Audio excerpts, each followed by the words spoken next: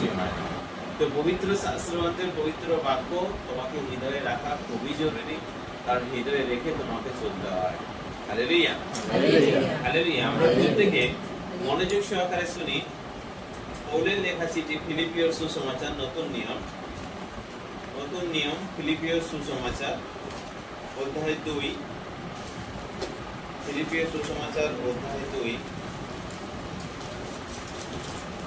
বাক্য 14 থেকে বলছি, যেখানে হেডলাইন লেখা রয়েছে বিশ্বাসীরা উজ্জ্বল আলোর মতো। বিশ্বাসীরা উজ্জ্বল আলোর মতো। কারা? বিশ্বাসীরা উজ্জ্বল আলোর মতো। তাহলে আমাদের প্রত্যেকটা মনুষ্যকে আমাদেরকে বুঝতে হবে এবং জানতে হবে, যদি আমরা প্রকৃতপক্ষে বিশ্বাসী হই তবেই কিন্তু আমরা উজ্জ্বল আলোর মতো হতে পারব। এই বিশ্বাসী বলতে কি বোঝায়?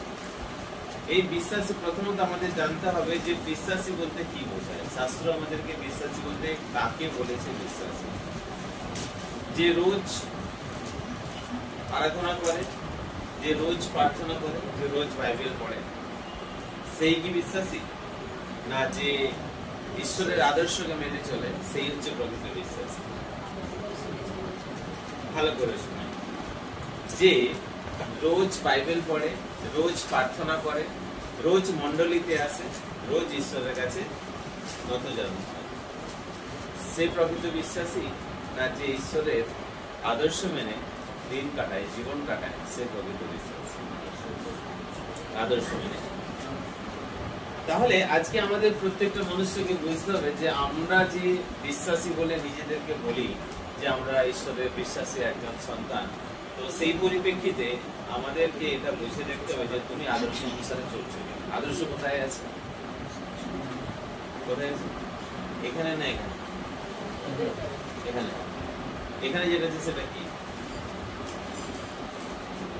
তুমি যদি প্রকৃত বিশ্বাসী হও তবে এটা এখানে থাকবে। তুমি যদি প্রকৃত বিশ্বাসী হও তবে সেটা এখানে থাকবে। আমি কিন্তু প্রথমেই বললাম যে বিশ্বাসী বলতে কাকে বুঝিয়েছে? যে রোজ প্রার্থনা করে, যে রোজ বাইবেল পড়ে, যে রোজ আরাধনা গৃহেতে এসে পরমেশ্বরের সামনে হাজির করে, সে প্রকৃত বিশ্বাসী? না যে ঈশ্বরের আদর্শ মেনে জীবন কাটায়, দিন কাটায়, সে প্রকৃত বিশ্বাসী? যে আদর্শ মেনে। তাহলে আমরা কিভাবে কাটাচ্ছি, আমরা কিভাবে চলছি সেটা কিন্তু আমরা প্রত্যেকেই জানি, এ বিষয়ে কোনো ডাউট নেই। ঠিক আছে, আমরা কি করছি? রোজ বাইবেল পড়ছি, এভাবে একজন পাপী নিজেকে সম্পূর্ণরূপে তুলে দিয়েছিল ঈশ্বরের কাছে। আমাদের প্রার্থনা ঠিক এরকমই। 10 লাইন প্রার্থনা করলাম, ঈশ্বর গ্রহণ করলো না, কিন্তু ঈশ্বর বলছে দেখো ওই পাপী 1 লাইন প্রার্থনা ঈশ্বর কিন্তু গ্রহণ করলো। তাহলে আমাদের এখান থেকে কি শিক্ষা নেওয়া উচিত? ঈশ্বরের কাছে আমাদেরকে এরকমই প্রার্থনা করা উচিত, নিজেকে পাপী হিসেবে দিন কাটিয়ে পাপী হিসেবে ঈশ্বরের কাছে নিজেকে তুলে দেওয়া। তাহলে আমরা আজকে বিশ্বাসী বলছি, কিন্তু বিশ্বাসের একটা ধারা পর্যন্ত আমাদের মধ্যে নেই। শুধুমাত্র এটা জানি প্রভুকে যদি আপন করে রাখতে পারি, না ধরে রাখতে পারি, কোনটা সত্যি? প্রভুকে যদি ধরে রাখতে পারি আমার জীবন কিন্তু স্বাচ্ছন্দ্যে যাবে। প্রভুকে যদি ধরে রাখতে পারি তাহলে আমার জীবনের দুঃখ কষ্ট যা কিছু আছে প্রভু কিন্তু সেখান থেকে আমাকে বের করে দেবে। প্রভু কিন্তু চায়। যাকে তুমি দেখতে পাও না তাকে তুমি ধরবে কি করে? যাকে তুমি দেখতে পাও না তাকে তুমি ধরবে কি করে? কিন্তু তুমি যদি তাকে আপন করতে পারো, তুমি যদি তাকে আপন করতে পারো তবে কিন্তু তিনি তোমাকে তোমার কাছে এসে ধরা দেবে। তুমি যদি তাকে আপন করতে পারো তাহলে তিনি এসে তোমাকে তোমার সামনে এসে ধরা দেবে। কিন্তু যাকে তুমি দেখতে পাও না তাকে তুমি ধরবে কি করে? আমাদের ভাবনাটা হচ্ছে এটাই, আমি যদি প্রভুকে ধরে রাখতে পারি তাহলে আমাদের জীবনে থাকা সমস্ত দুঃখ কষ্ট থেকে আমরা কিন্তু খুব সুন্দরভাবে এবং স্বাচ্ছন্দ্যে দিন কাটাতে পারি। ভুল ধারণা। কিন্তু এই ভুল ধারণার সাথে আমি এটাও বলে রাখি, প্রভুর নামেতে আপনি সুন্দর থাকবেন, স্বাভাবিক থাকবেন, সুন্দরভাবে আপনার জীবন চলতে থাকবে, প্রভুর কাছে যা চাইবেন আপনি তাই পাবেন, কিন্তু গড়ে ওঠা যাবে না আপনার আত্মিক জীবনটা।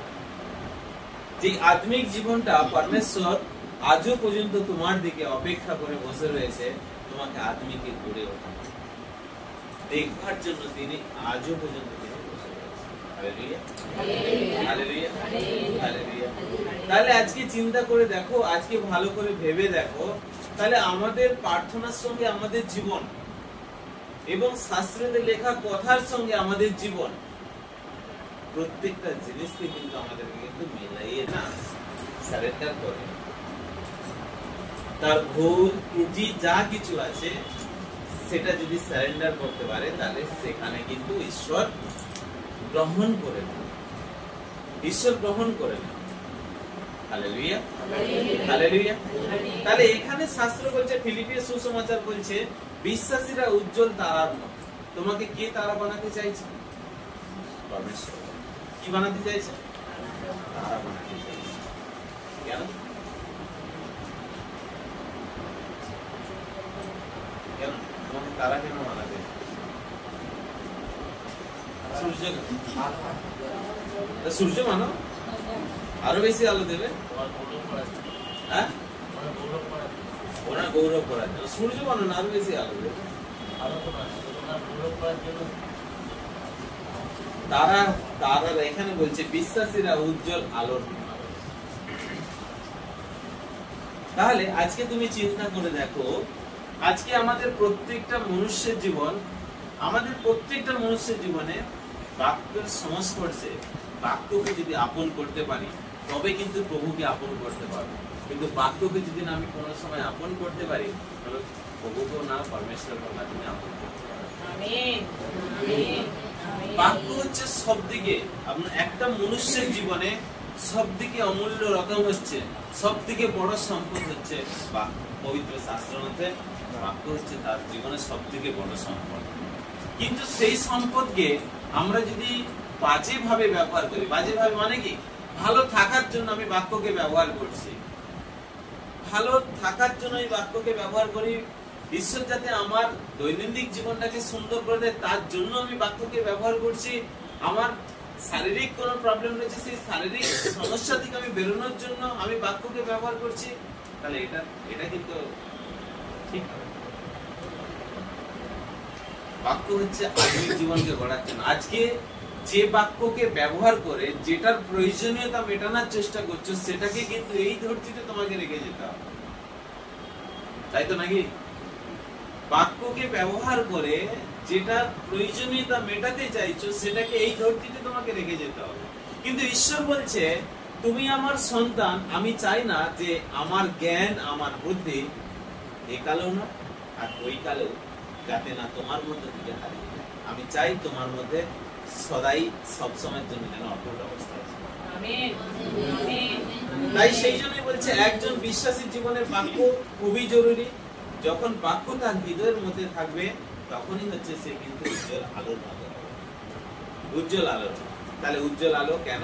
তোমাকে যদি আজকে উজ্জ্বল আলো, তোমার মধ্যে থেকে যদি উজ্জ্বল আলো বা তোমার মধ্যে থেকে যদি বাক্যের পরিভাষা যদি বেরিয়ে আসে, বা তোমার মধ্যে থেকে যদি তুমি যদি গড়ে উঠতে পারো, তখন তোমাকে দেখে কিন্তু আরো 10টা মানুষ কিন্তু পড়তে পারে তোমাকে দেখে। কিন্তু আমরা কি করি জানেন? আমরা মানুষকে দেখাই, অরিজিৎ দেখো আমি বাক্যতে গড়েছি, দাদা বলছেন অরিজিৎ বলবো।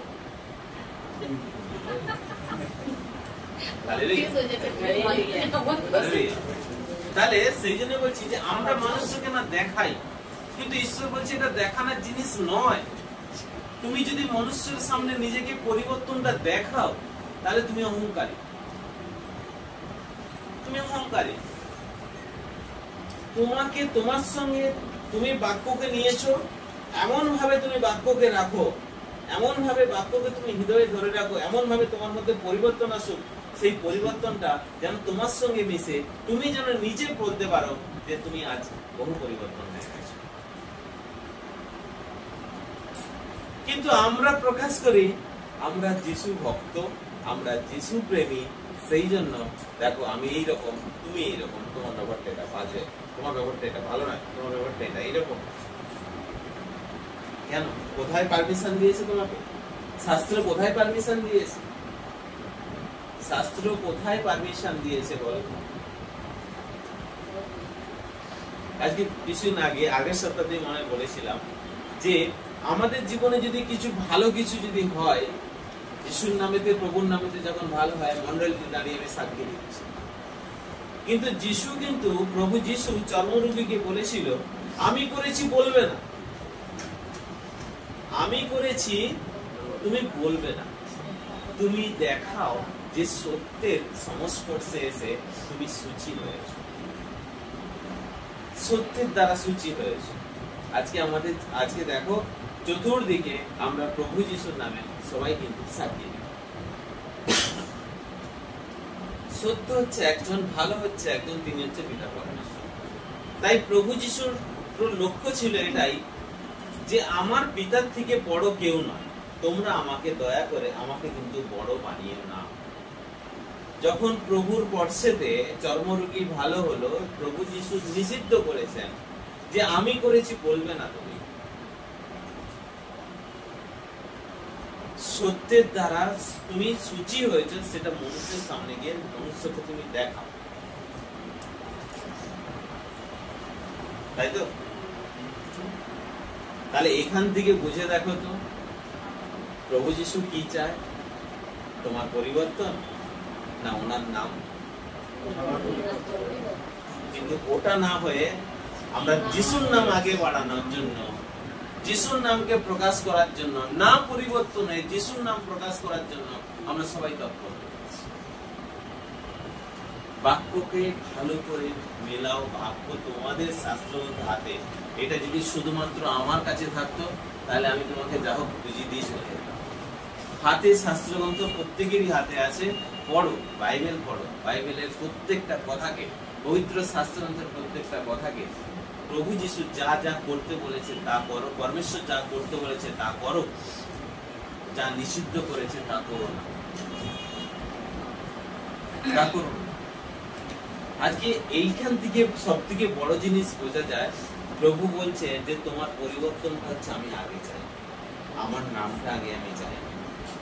তুমি যদি পরিবর্তন হও, সত্যের সংস্পর্শে তুমি যদি পরিবর্তন হও, তাহলে এক হারিয়ে যাওয়া সন্তানকে আমি ফিরে দেব, এক হারিয়ে যাওয়া সন্তানকে আমি ফিরে দেব।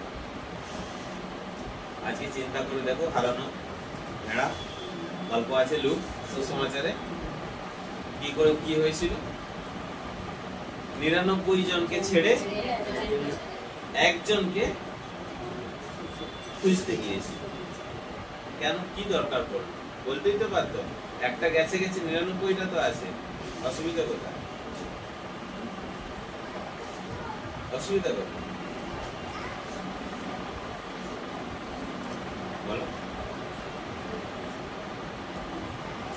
পবিত্র শাস্ত্রগ্রন্থের মধ্যে অর্থাৎ প্রার্থনার মধ্যে এসে কেউ নিজেকে সম্পূর্ণ বলে দাবি করতে পারবে? পারবে? সম্পূর্ণ বলে দাবি করতে পারবে? কারণ জানি না আমরা কেউই জানি না শিক্ষার সীমারেখা কতদূর, জ্ঞানের সীমারেখা কতদূর। তোমাকে যদি একটা সমুদ্রের পাড়েতে গিয়ে দাঁড় করিয়ে দেওয়া হয়, তুমি সমুদ্রের কিনারা খুঁজে পাবে? হ্যাঁ, পাবে? যেই দিন তুমি সমুদ্রের কিনারা খুঁজে পাবে, সেই দিন বুঝে নিও যে তোমার শিক্ষা সম্পূর্ণ হয়ে নিজেকে সম্পূর্ণ করতে পারো।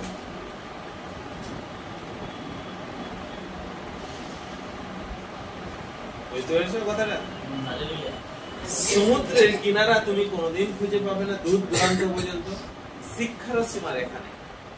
তুমি যদি বুঝতে যে হ্যাঁ শিক্ষার সীমারেখা আছে, তাহলে তুমি বলতে যে দাবি করতে পারতে আমি একদম সম্পূর্ণ হয়েছি, আমি বাক্যেতে সম্পূর্ণ। জগৎ সংসারের বুকে একমাত্র বাক্যেতে সম্পূর্ণ ছিল একজনই, তিনি হচ্ছেন প্রভু যিশু। আর আদার্স আর কেউ নেই, আর আদার্স আর কেউই নেই। Hallelujah, hallelujah. সেই জন্য বলছে যে দেখো হারানো ভেড়ার মধ্যে যে গল্প ছিল সেখানে 99কে ছেড়ে একজনের জন্য প্রভু অর্থাৎ একজন দৌড়েছে পাওয়ার জন্য।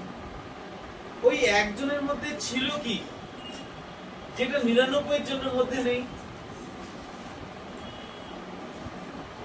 ওই একজনের মধ্যে কি ছিল যেটা 99 জনের মধ্যে ছিল, যার কারণে ওই একজনকে খুঁজতে গিয়েছিল। আমাদেরও জানা উচিত আমরা কোন জায়গাটা দাঁড়িয়েছি, 99 দলে দাঁড়িয়ে রয়েছি না একেতে দাঁড়িয়ে আছি। আমাদের জানা, আমরা যদি মনে করি যে 99 জনের মধ্যে আছি তাহলে মাথা গুনতে হবে 1 2 3 4 5 6 7 8।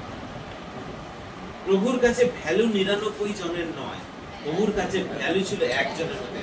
হতে পারে একজন আপনি, ওই একজনই হতে পারে আপনি যাকে প্রভু খোঁজ করার জন্য দৌড়েছিলেন। ওকেই প্রয়োজন আমার, ওকেই প্রয়োজন। কারণ কেন প্রয়োজন?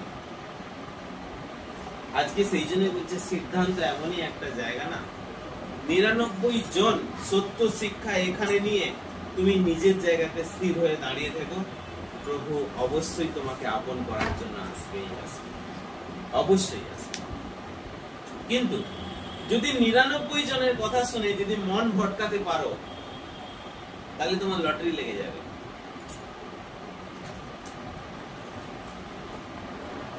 তাই না?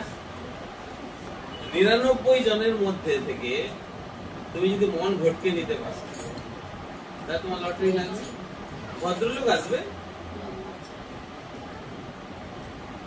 99 জনের মধ্যে যদি তুমি নাম নথিভুক্ত করতে পারো তাহলে অবশ্যই ভদ্রলোক আসবেই আসবে। ভদ্রলোক মানে বুঝতে পারছো? পারছো না? যে বিনা নিমন্ত্রণে আসে সেই হচ্ছে ভদ্রলোক।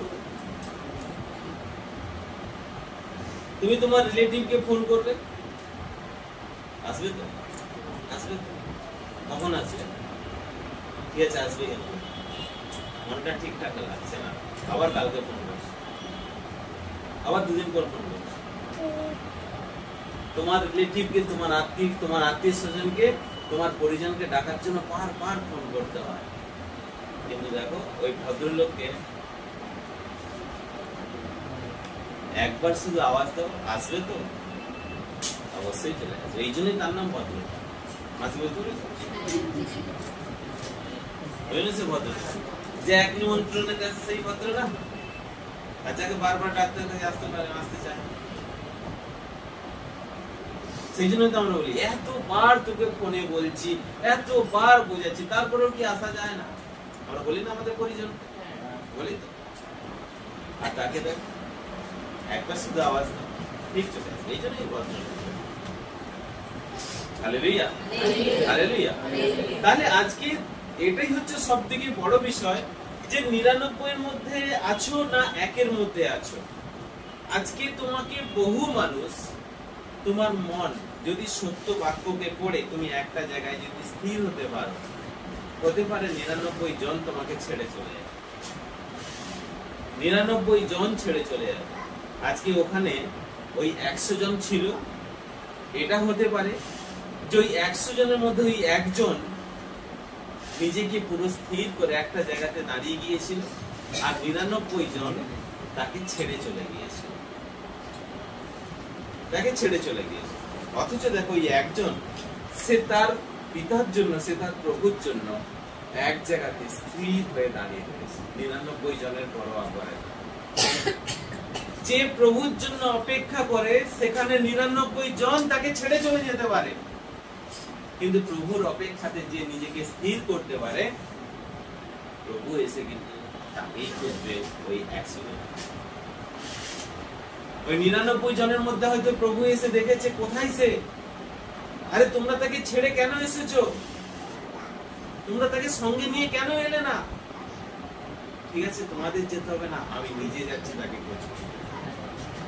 এই জন্য প্রভু এসেছিলেন। এই জন্য হারিয়ে যাওয়া মানে, আমরা এই বাক্যটাকে অনেক সময় বলি যে ভুল পথে যাবে, যে ভুল পথে গিয়েছে, সে ঈশ্বর থেকে দূরে চলে গেছে।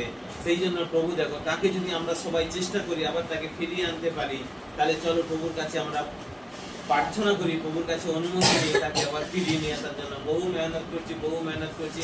আরে ওই মেহনতে ফিরবে না, তোমার মেহনতে ফিরবে না। যে তোমাকে জানতে হবে সে মনুষ্যটা কিভাবে সে আলাদা হয়ে গেছে, তোমাকে এটা আগে বুঝতে হবে। যে ঈশ্বরের সত্যতে নিজেকে মজবুত করে সে নিজেকে একটা জায়গায় দাঁড় করে নিয়েছে, 99 জন তাকে হয়তো ছেড়ে চলে গেছে, তাকেই ঈশ্বর কিন্তু প্রভু কিন্তু বুঝতে আসে। যে পরমেশ্বর জন্য প্রভুর জন্য অপেক্ষা করে, 99 জনের কথাতে না ফটকে সে প্রভুর জন্য অপেক্ষা করে, প্রভু কিন্তু তাকেই বুঝতে আসে। তো সেহেতু তোমাকেও হতে হবে 99 জনের মধ্যে একজন হতে হবে না, একের মধ্যে এক হতে হবে।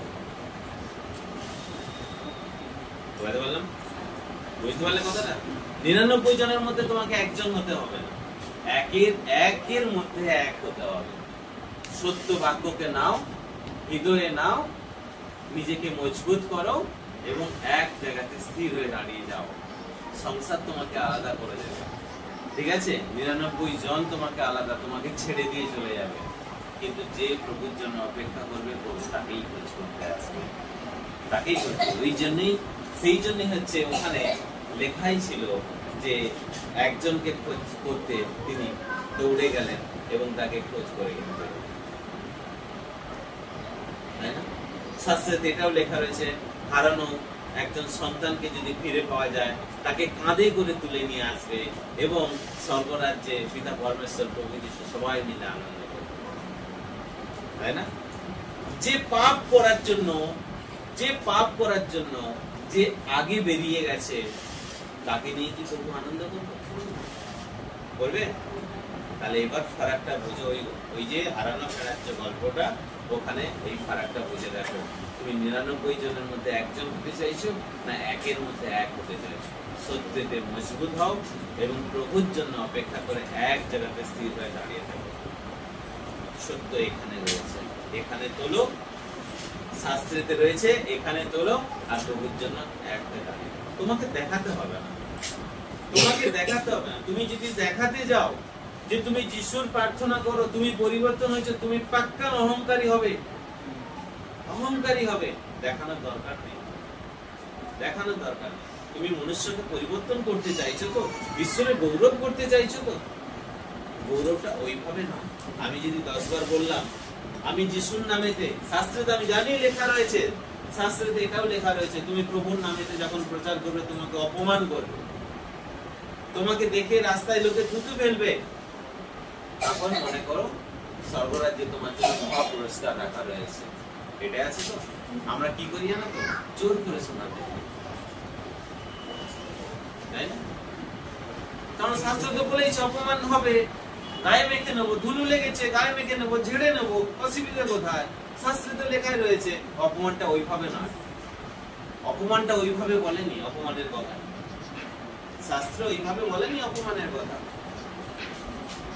আজকে যদি শাস্ত্র দিয়ে এইভাবেই কথা বলতো না, আজকে সবাই দৌড়ে চলে যেত, সবাই দৌড়ে। আজকে যদি তুমি ঈশ্বরের সত্যিকারে যদি গৌরব করতে চাও, সংসারকে পরিবর্তন করে দেখো, তারাকে নিজেকে পরিবর্তন। এবার সেই নিজেকে পরিবর্তন বলতে কি বোঝায়? নিজেকে পরিবর্তন বলতে আমি প্রভু যিশুর প্রার্থনা করি, আমি আরাধনা করি, ঈশ্বরের প্রার্থনা করি, এই নয় আমি প্রার্থনা করি বলে আমি আদার্স আরো মনুষ্য থেকে আমি আলাদা হয়ে যাব, আদার্স মানুষের সঙ্গে কারোর সঙ্গে আমি যোগাযোগ রাখবো না, আমি জানতে পর্যন্ত দেব না যে আমি ঈশ্বরের আরাধনা করব। যেই দিন আমি নিজে পরিবর্তন হয়ে যাব ঈশ্বরের কাছে, আমি নিজে দাবি করতে পারি না আমি পরিবর্তনশীল, ঈশ্বরের চোখে যেই দিন আমি পরিবর্তন হয়ে যাব, ঈশ্বর বলেছে আমি তোমাকে নিজে প্রকাশ করব মানুষের সামনে। তাহলে সেই দিনের জন্য আমরা কি অপেক্ষা করি না? আমি বলছি আমি যিশুর প্রার্থনা করি। বুঝতে পারলে কথা? ঈশ্বরের গৌরব এইভাবে না, ঈশ্বরের গৌরবের জন্য, ঈশ্বরের গৌরব এইভাবে না, ঈশ্বরের আমরা তামাশা বানাচ্ছি। তামাশা নয়, নিজেকে পরিবর্তন না করে যখন তুমি, শাস্ত্র বলছে আমি প্রকাশ করব, আমি কিসের জন্য বসে রয়েছি? তুমি যখন ভুল পথে গিয়েছো তারপর থেকে আমার চোখ থেকে এখনো পর্যন্ত জল পড়া বন্ধ হয়নি। কেন জল পড়া বন্ধ হয়নি? আমার কান্না এখনো পর্যন্ত থামেনি। কেন থামেনি আমার চোখ দিয়ে জল? তুমি নিজেকে কেন আগে নিয়ে যাওয়ার চেষ্টা করছো নিজের থেকে? আমি করব প্রকাশ, কারণ আমি যার কাছে প্রকাশ করব তার সৃষ্টিকর্তা আমি নিজে। তার মনটাকে পরিবর্তন করে সে যাতে সুন্দরভাবে গ্রহণ করতে পারে, তারপরে আমি তোমাকে তার কাছে প্রকাশ করব। সবথেকে বড় প্রসঙ্গ হচ্ছে নিজেকে পরিবর্তন করো, নিজেকে মন করে নিজেকে পরিবর্তন করো। তিনটে জিনিসকে যদি আমরা ব্যালেন্স করতে পারি আমাদের জীবন যাত্রাতে, তিনটে জিনিসকে যদি ব্যালেন্স করতে পারি, তাহলে আমাদের জীবনে অনেক কিছু জিনিসকে আমরা কিন্তু কন্ট্রোল করতে পারবো। সেটা হচ্ছে কি, এক, কথাবার্তা, দ্বিতীয় চিন্তা ভাবনা, আর তৃতীয় চালচলন। এই তিনটে জিনিসকে যদি আমরা ব্যালেন্স করতে পারি, চালচলন, এই তিনটে জিনিসকে যদি আমরা ব্যালেন্স করতে পারি, কথাবার্তা, চিন্তা ভাবনা, চালচলন, এই তিনটে জিনিসকে যদি ব্যালেন্স করতে পারি, আমাদের জীবনে আর কিছু প্রয়োজন পড়বে না। কিছুই প্রয়োজন পড়বে না। শাস্ত্র পড়ো আর তিনটে জিনিসকে কন্ট্রোল করতে থাকো, তোমাকে কেউ আটকাতে পারবে না। তুমি থেমেও থাকবে না। এই জন্য প্রয়োজন কি জানো? এই জন্য প্রয়োজন হচ্ছে আমরা একে অপরকে যেন উৎসাহী করতে পারি, একে অপরকে উৎসাহ প্রদান করে একে অপরকে যেন ভালোবাসতে পারি। উৎসাহ বলতে কি বোঝায়? একে অপরকে উৎসাহ প্রদান করা মানে কি বোঝায়? বলো। উৎসাহ বলতে কি বোঝায়? আমি অপরকে উৎসাহ প্রদান করব, কিভাবে করব?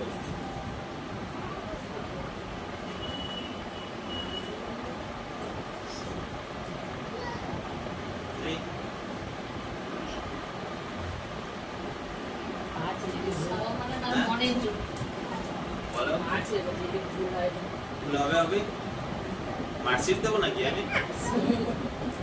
আমার কাছে নেই।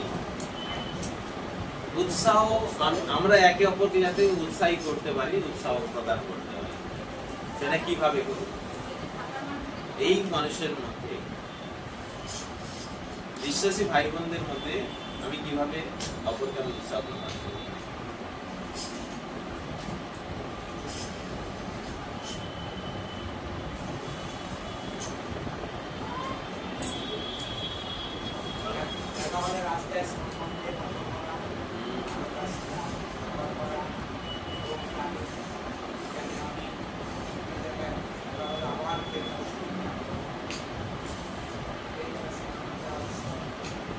আমরা বিশ্বাসী ভাই বোনকে কিভাবে উৎসাহ প্রদান করব এবং বিশ্বাসী ভাইকে ভালোবাসবো?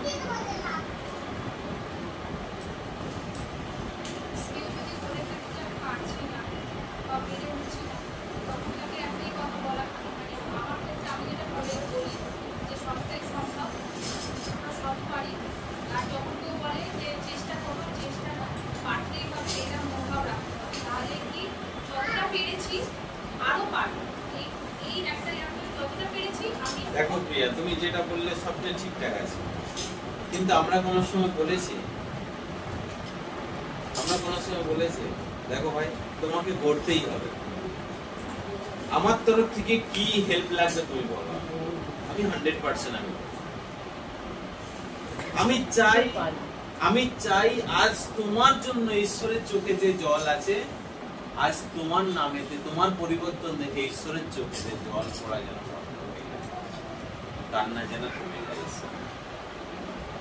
আজ সেই উৎসাহ দেখো, একটা মনুষ্যকে উৎসাহিত করতে গেলে প্রথমত নিজে ফ্রি হতে হবে, নিজের মধ্যে উৎসাহ থাকতে হবে, তবে আমি একজনকে উৎসাহী করতে পারবো।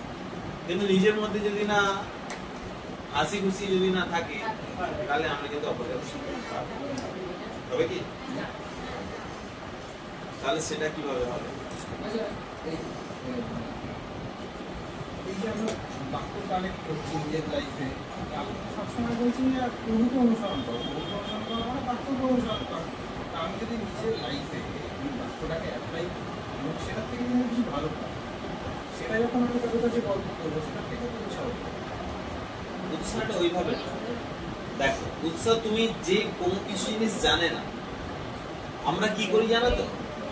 আমি প্রভুর মধ্যে আসি, মন্ডলীতে এসেছি, এর গভীরতাকে জেনেছি, আমাদের জীবনে পরিবর্তন আসছে, এটা হয়েছে ওটা হয়েছে। সাপোজ মনে করো কেউ একজন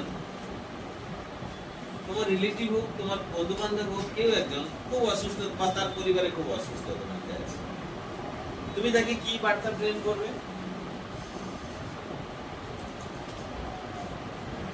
কি বার্তা প্রেরণ করবে?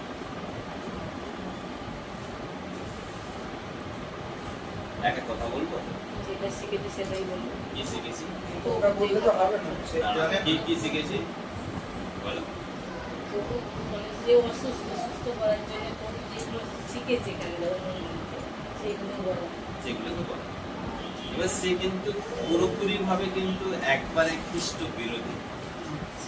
তাকে তুমি কিভাবে নিয়ে আসবে, তাকে তুমি কিভাবে প্রকাশ করবে, তুমি ওই জায়গাটা বলছি। আজকে একজন বিশ্বাসীকে তুমি যা শিক্ষা গ্রহণ করছো তুমি সেটাকে বলতে পারো, হ্যাঁ হ্যাঁ ঠিক আছে ঠিক আছে ঠিক আছে, কারণ এনার মধ্যে আছে এনার মধ্যে, তাই কিছু কম কিছু বেশি এরকম কিছু হবে, ঠিক আছে। কিন্তু একজন অবিশ্বাসী আমরা কি করি, আমরা ডাইরেক্ট তাকে গিয়ে কিন্তু আমরা বলি, কেউ যদি অসুস্থ থাকে যিশুর কাছে চল, ভালো হয়ে যাবে। ভালো হয়ে যায়। হ্যাঁ, জলটা জলে ভালো হয়ে যায়। যিশুর কাছে চল, প্রার্থনাতে চল, ঠিক আছে, যিশুর কাছে চল, ভালো হয়ে যাবে। আমাদেরকে নিজেকে এমন ভাবে চেঞ্জ করতে হবে যাতে পুরো আমার এসে জিজ্ঞেস করে মানে সে যেন এসে আমাকে বলে, অরিজিৎ আমাকে একটা রাস্তা দেখাও, আমি দিশেহারা হয়ে যাচ্ছি।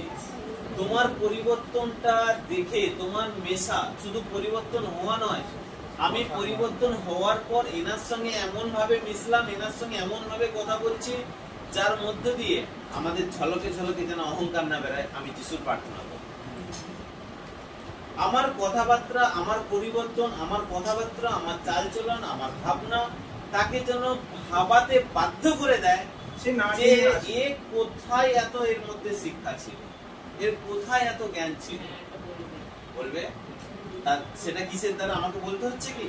আমাকে বলতে হচ্ছে আমি যিশুর প্রার্থনা করি, বলতে হচ্ছে না। তাহলে তখন কিন্তু তার কথাবার্তা, চালচলন, তার মেশা, তার সঙ্গে একটা আপনতার সম্পর্ক, সবকিছুটাই তোমাকে প্রকাশ করে দেবে যে তোমার মধ্যে কি শিক্ষা আছে কি নেই। যখন সে তোমাকে আপন মনে করবে, একটা মানুষ যখন আমি যদি তোমাকে আপন মনে করি, তাহলে আমার সমস্ত সুখ দুঃখের কথাটা আমি তোমাকে কিন্তু শেয়ার করব।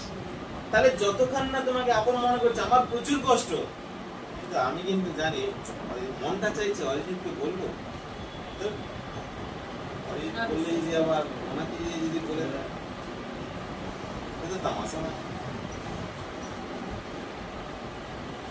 তাই না? ডাউট, তার মানে কি হলো? অরিজিতের প্রতি আমার কিন্তু এখনো পর্যন্ত বিশ্বাস নেই। সব সময় যা কিছুতে বিশ্বাস দেখলেই চলে যাবে। আপন আপন আমি আজ পর্যন্ত আপন করতে পারি, ভাই আমাকে আপন আজ পর্যন্ত। এই আপনতার জায়গাটা এমনই একটা জায়গা না, এই আপনতার জায়গাটা এমনই একটা জায়গা যে আচ্ছা আচ্ছা তোমার জীবনে বহু বহু মানুষ তোমাকে চক্রান্ত করবে তোমাদের সম্পর্ক ভাঙার জন্য, কিন্তু ভাঙতে পারবে না। এই আপনতার জায়গাটা, এই আপনতার জায়গাটা হচ্ছে। তাই সেই জন্য বলছে যে আমাদের প্রত্যেকটা মানুষের উচিত কি জানো? আমাদের প্রত্যেকটা মানুষের উচিত প্রথমত আপনতার সম্পর্ক, বিশ্বাসী ভাই বোনদের মধ্যে আপনতার সম্পর্ক গড়ে তোলা, আপনতার সম্পর্ক। আমরা কিন্তু এটা করি যে একজন অবিশ্বাসীর কাছে আমরা বিশ্বাসী ভাই যখনই গিয়ে সে যখন প্রকাশ করছে, সে কিন্তু অনেক রকম ভাবে এগুলোকে ব্যাখ্যা করে না। আমি বলছি যে ঠিক আছে অরিজিৎ ভাই তুমি তো বলছো, আমি মেনে নেব, কিন্তু আমার বাড়ির লোক তো মানবে না।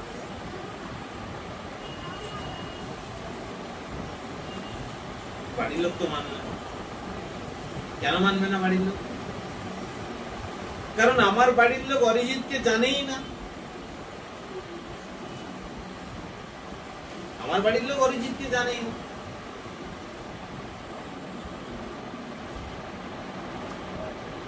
অরিজিৎকে আমি যদি এতটাই আপন করি, এতটাই আপন করি, আমার ঘরের সদস্যদের কাছে অরিজিতের সম্বন্ধে যেন সুন্দর বার্তা যেন আমি যেন তুলতে পারি। ওটা হচ্ছে আপনতা। অরিজিৎকে যদি নাও দেখে আমার ফ্যামিলি, নামেতে যেন সে পরিচিত হয়ে যায়, হ্যাঁ হ্যাঁ হ্যাঁ শুনেছিলাম অরিজিৎ বলে কেউ একজন ছিল, যার মুখে অনেক কিছু ভালো ভালো কথা, তোমার এটা ব্যবহার ভালো, এটা অনেক কিছু কথা শুনেছি। সে তোমার সঙ্গে না কথা বলেও, মানে আমি যদি তোমাকে আপন করতে পারি, সেই আপনতার ছায়াটা, সেই আপনতার আলোটা যাতে আমি আমার ফ্যামিলিতে গিয়ে যেন আমি সেটা প্রকাশ করতে পারি, তাই না? কিন্তু এবার বলো তো, এই মন্ডলী থেকে তো এতজনের সঙ্গে তোমরা মিশে যাও, বাড়িতে গিয়ে কে কতজনের সঙ্গে আলোচনা করো?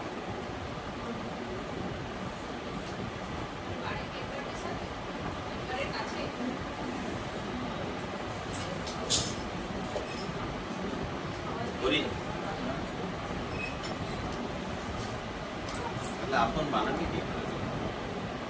এই আপনতার মধ্যে কত কিছু জিনিস লুকানো আছে জানো, বহু কিছু জিনিস লুকানো আছে। আমি মন্ডলীতে গিয়েছিলাম,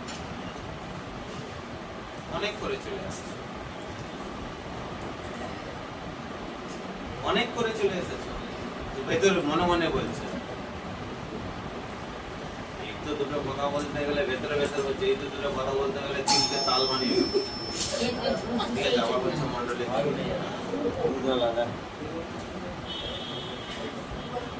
আমি ঘরকে কন্ট্রোল করতে পারি, এটা আমাদের শপথ নেওয়া উচিত। আমি ঘরকে কন্ট্রোল করতে পারি, এটা শপথ নেওয়া উচিত। মানে সেটা কেমন শপথ না, এই যে আজকে আমি মন্ডলীতে গিয়েছি, আমি এই জন্য প্রত্যেককে আমি বলি, যখন প্রার্থনার সমাপ্তি হয়ে যায়, যখন সমাপ্তি হলো, গল্প করবে না, কোথায় গিয়েছিলে, কার ঘরে কি হয়েছিল, ওইসব গল্প গুজব না করে না, একটু আপন কাছে টানার চেষ্টা করো মানুষকে, একটু আপন হওয়ার চেষ্টা করো মানুষের কাছে।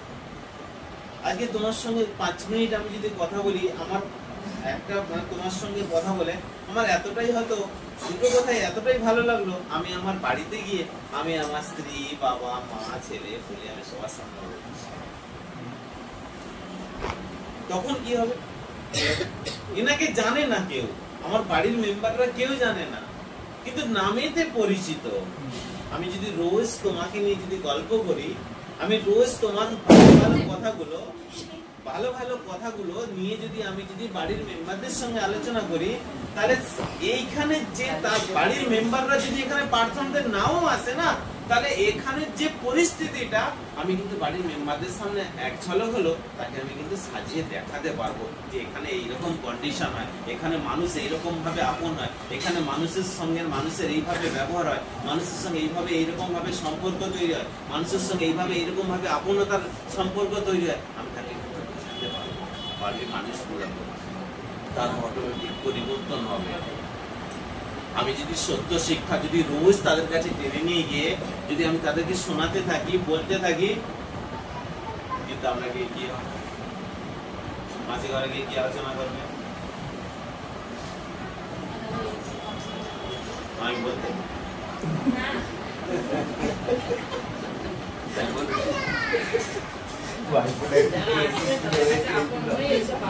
ভাইফোঁটায় কেমন হলো, শাড়ি দিয়েছে, কেমন হলো, কি বৃত্তান্ত, হ্যাঁ যাই হোক, বিষয়টা হচ্ছে এখানে আপনতার সম্পর্কটা না শুধু প্রভুর সঙ্গে নয়, যেখানে প্রভু যিশু নিজে বলে দিয়ে গেছেন, পরমেশ্বর বলে দিয়ে গেছেন। আজকে এই যে বলছো না ভালোবাসা, আমি ঈশ্বরকে ভালোবাসি, আমি ঈশ্বরকে ভালোবাসি, বাসে তো তোমরা? হ্যাঁ হ্যাঁ বলো, আমি কালেক্ট করছি জোর করে, হ্যাঁ বলো, আমি ঈশ্বরকে ভালোবাসি না ওটা, কিন্তু মনুষ্যকে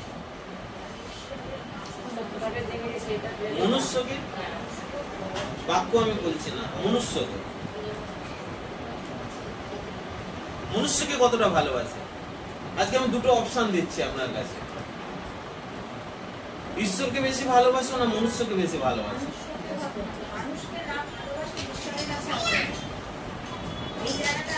নাকি না ঈশ্বরকে ভালোবাসতে পারলে তবে মনুষ্যের কাছে ভালোবাসার দরজা খোলা যাবে? এরকম বলা আছে তুমি যদি শুধুমাত্র ঈশ্বরকেই ভালোবাসতে থাকো সারা জীবন, তুমি যদি সারা জীবন ঈশ্বরকে যদি ভালোবাসতে থাকো, সারা জীবন প্রভুকে ভালোবাসতে থাকো, মনুষ্যকে তুমি ভালোবাসতে যদি না পারো, তাহলে সেখানে সবকিছুটাই ছিল। কারণ পিতা পরমেশ্বরের সত্য বাক্য বলেই দিয়েছে, পরমেশ্বর সত্য বাক্য বলেছে যে মনুষ্যকে তোমার প্রতিবেশীকে আপন করার জন্য, নিজের মতো প্রতিবেশীকে ভালোবাসতে হবে। শুধু এটা না, তাছাড়া অনেক পার্সেন্ট তো মানে ফলো হয় হ্যাঁ, শুধু 100%। আমি বলছি তুমি মনুষ্যকে শুধুমাত্র ভালোবাসতে থাকো। আর আজকে যে কথাগুলো বললাম যে আপন করার জন্য, মনুষ্যকে আপন করার প্রবণতা মিশতেছে, শুধুমাত্র ঈশ্বরের ভালোবাসা কিন্তু তোমাকে সুরক্ষিত জায়গায় পৌঁছাতে পারবে না। ঈশ্বরের ভালোবাসা এটা শাস্ত্রেতে লেখা রয়েছে, এটা শাস্ত্রেতে লেখা রয়েছে। মনুষ্যের ভালোবাসা তোমাকে সৎ, পবিত্র, নিখুঁত বানাবে। মনুষ্যের ভালোবাসা তোমাকে সৎ, পবিত্র, নিখুঁত বানাবে। কিন্তু আজকের দিন আমরা মনুষ্যকে যদি না ভালোবাসতে পারি, শুধু ঈশ্বরকেই যদি ভালোবাসতে পারি, তাহলে সেখানে কিছুই হবে। মনুষ্যকে ভালোবাসো আর ঈশ্বরকে প্রেম করো। মনুষ্যকে ভালোবাসো। আজকে আমাদের ভয় হয়, আমার মনের কথাটা যদি দাদাকে বলি, দাদা যদি এনাকে বলে দেয়। আমাদের ভালোবাসা কেমন জানেন? আমাদের ভালোবাসা ঠিক এইরকমই, আমাদের ভালোবাসা ঠিক এইরকমই। আমি বিশ্বাস করে দাদাকে বললাম। এবং কোনদিন আপনাদের কাছে আরেকটা জিনিস বলে রাখি, জিন্দেগিতে কোনদিন মনুষ্যের কাছে ভালো হতে যাবেন না। জিন্দেগিতে কোনদিন মনুষ্যের কাছে ভালো হতে যাবেন না। আপনি কিন্তু ভাঙবেন। ঈশ্বরের কাছে ভালো হয়। মনুষ্যকে ভালোবেসে, মনুষ্যের সঙ্গে আচার, ব্যবহার, আচরণ যাই কিছু ঈশ্বর বলেছেন তা সম্পূর্ণ করে ঈশ্বরের কাছে ভালো হয়। যে কথা বলেছে, যে আদেশ দিয়েছে, তার আদেশটা যদি তুমি পুরা করো, তাহলে যে আদেশ দিয়েছে তার কাছে তুমি ভালো হতে পারো। তুমি আদেশ যাকে দিচ্ছ, যা আদেশ যার জীবনে পুরা করছো তার কাছে নয়, যে আদেশ দিয়েছে তার কাছে তুমি ভালো হতে পারো। মনুষ্যের কাছে ভালো হতে গিয়ে আমরা মনুষ্যের কাছে 100% আমরা মনুষ্যের কাছে ভালো হওয়ার চেষ্টা করি, কিন্তু আমরা ভালো হতে পারি না। সত্য কোনোদিন লোকানো হয় না। আমি বলছি অরিজিতের কাছে আমি ভালো হব, বিশ্বাস করে দুটো কথা বললাম। অরিজিৎকে বলছি, অরিজিৎ এই কথা কিন্তু তুমি ওনাকে কিন্তু বলবে না, ঠিক আছে? বলবে না। অরিজিৎ বলছে না না, কোনোদিন বলবো না। আমি অরিজিতের উপরে একবার 100% বিশ্বাসী। একবার অরিজিৎ বলছে আমি ভালো হবো, হয়তো কিছু তোমাদের দুজন কিছু কথা হচ্ছে, সেই কথার পরিপ্রেক্ষিতে, আলোচনা সভার পরিপ্রেক্ষিতে হয়তো আমার কিছু কথা সামনে এলো, সেখানে গিয়ে আমি তোমাকে যে কথাটা বলেছিলাম তুমি বলবে না, তুমি আবার এনাকে বলছো দিদি ভাই একটা কথা বলবো, আপনি কিন্তু কাউকে বলবেন না। তুমি আমাকে বিশ্বাস করে বলো না। এই যে বলে দিয়েছে, এই বলছে না না না, অরিজিৎ বলছে না না না বলবো না। এইবার মাসি বলছে আরে তুমি বলোই না রে বাবা, আমি কিচ্ছুই বলবো না। না না না বলবো না।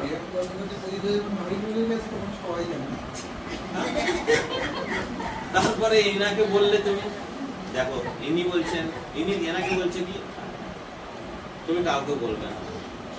ইনি বলছে ঠিক আছে তুমি ভাই তুমি নিশ্চিন্তে থাকো, কাউকে আমি তার কাছে ভালো হওয়ার চেষ্টা করলাম। উনি বলছে এইরকম আমি ভালো হওয়ার চেষ্টা করছি। এবার এখান থেকে গেল ওখানে, ওখান থেকে গেল ওখানে। মনুষ্য দেখবে এক সত্য কোনদিন লোকানো হয়। এবার যখন আমি যখন কিছু কথা, দুটো কথা বলেছি, ইনি যখন ওনাকে বলছে বাটার জেলি সব মাখিয়ে একবারে পেস্ট করে তখন দিয়ে দিয়েছে, উনি যখন আবার ওখানে দিচ্ছে না আরো বাটার মাখাচ্ছে, মশলা দিচ্ছে আরো। আপনি কি বলেছেন আমার কাছ থেকে পাঁচ গেছে, ওখানে যখন গেলে তখন বলবো। মনুষ্যের কাছে কোনোদিন ভালো হতে যাও না, তুমি কিন্তু ঠকবেই ঠকবে, ঠকবেই ঠকবে। যে তোমাকে আদেশ দিয়েছে তার আদেশকে পুরা করো।